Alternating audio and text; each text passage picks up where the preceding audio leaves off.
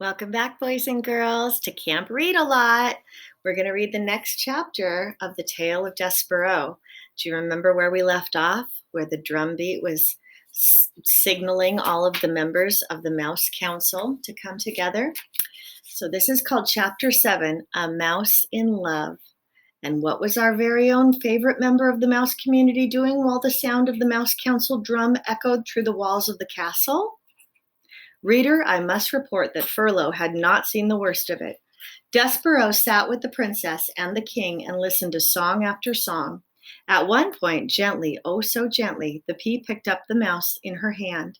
She cupped him in her palm and scratched his oversized ears.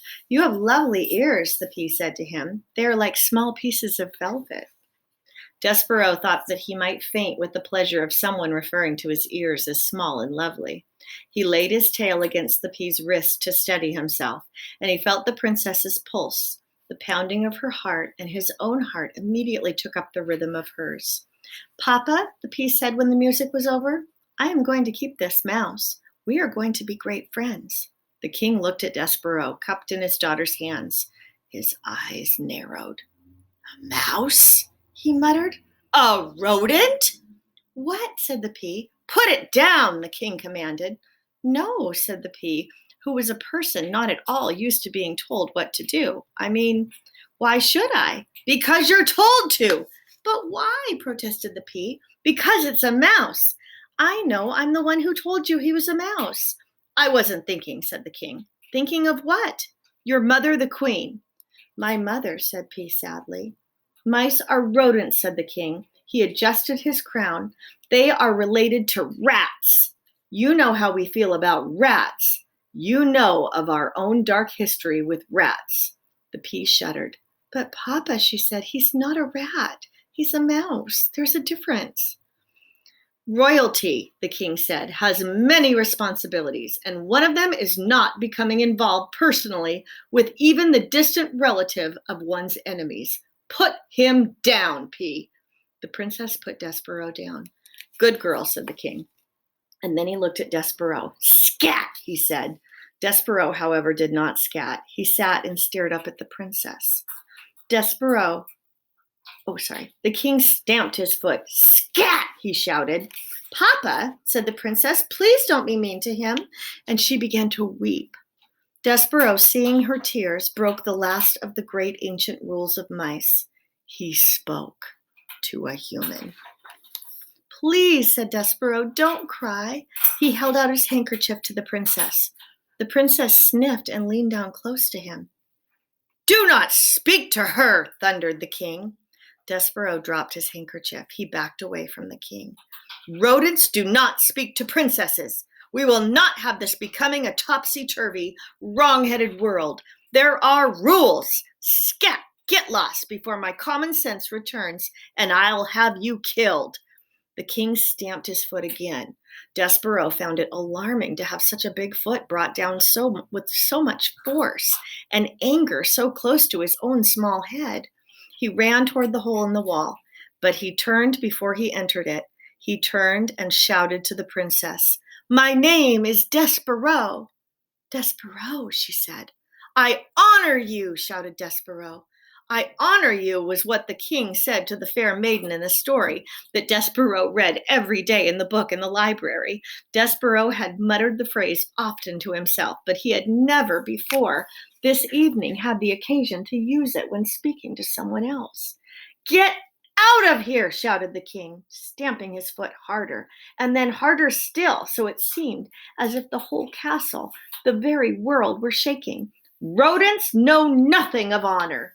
Despereaux ran into the hole, and from there he looked out at the princess.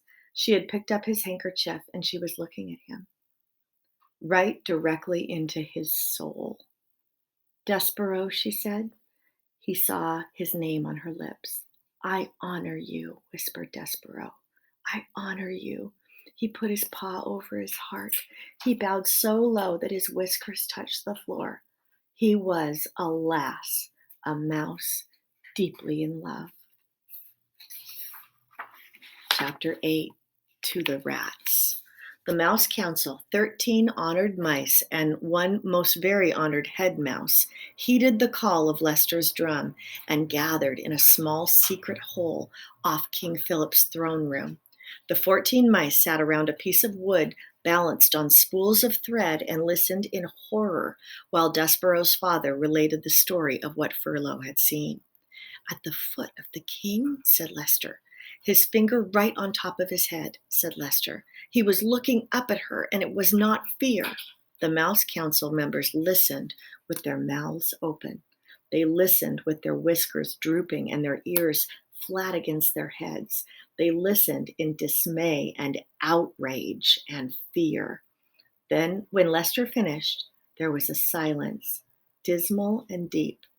"Something," intoned the very most honored head mouse, "is wrong with your son. He is not well. This goes beyond his fevers, beyond his large ears and his lack of growth. He is deeply disturbed. His behavior endangers us all. Humans cannot be trusted. We know this to be an indisputable fact. A mouse who consorts with humans, a mouse who would sit right at the foot of a man, a mouse who would allow a human to touch him." And here the entire Mouse Council indulged in a collective shiver of disgust. "Cannot be trusted. That is the way of the world, our world. Fellow mice, it is my most fervent hope that Despereaux has not spoken to these humans. But obviously we can assume nothing, and this is a time to act, not wonder."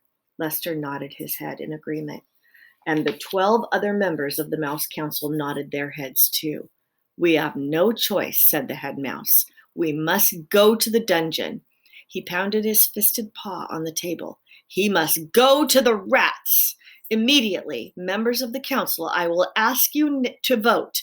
Those in favor of Despereaux being sent to the dungeon, say aye." There was a chorus of sad ayes. "Those opposed, say nay." Silence reigned in the room. The only noise came from Lester. He was crying. And 13 mice, ashamed for Lester, looked away. Reader, can you imagine your own father not voting against your being sent to a dungeon full of rats? Can you imagine him not saying one word in your defense?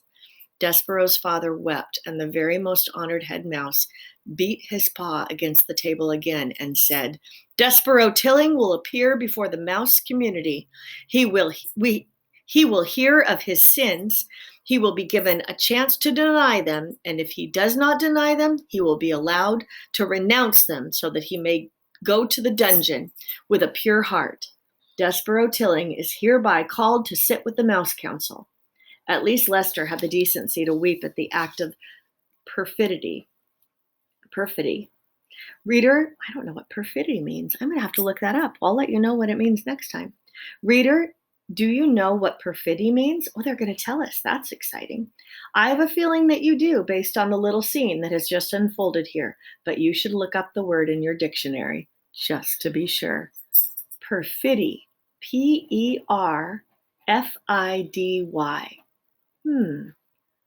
I think we should have you look that up and write the answer and your name and the name of your teacher on a little piece of paper and slip it under my classroom door at the reading corner, and you'll get a prize.